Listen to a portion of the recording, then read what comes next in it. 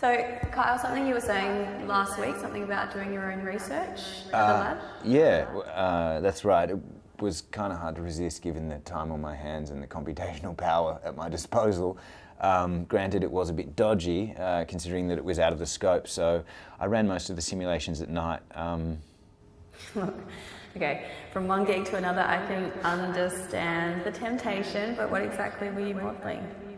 The activity of water and dust in the mesosphere. Is there water and dust up that high? Actually, hardly at all. It's incredibly cold and very dry up there, about 100 millionth that of the Saharan desert, if you can imagine.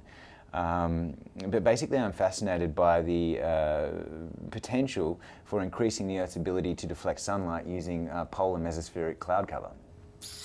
Yep, I've got no idea what you're talking about. Can you put that in simpler terms for me? Okay, well, basically there's this phenomenon, relatively poorly understood, called Noctilucent cloud.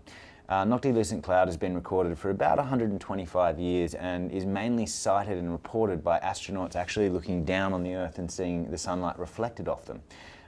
These Noctilucent clouds are created when dust and water amass in the mesosphere.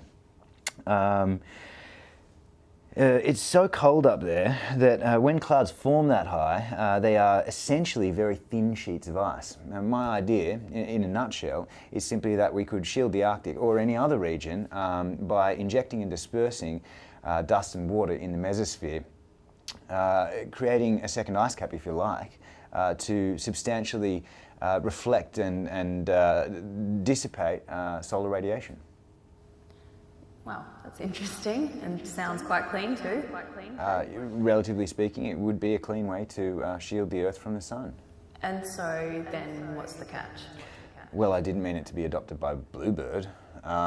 Stupidly, I left it on the server the whole time that I was doing the modelling, and now Kruger's got my research, and it is essentially that, just research. It was never meant for a practical application.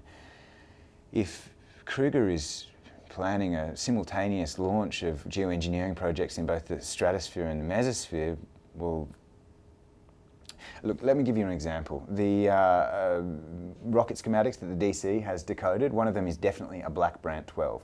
Now, in September 2009, the US Navy and Department of Defense actually launched a project to seed Noctilucent clouds using the exhaust trail of a black Brandt 12.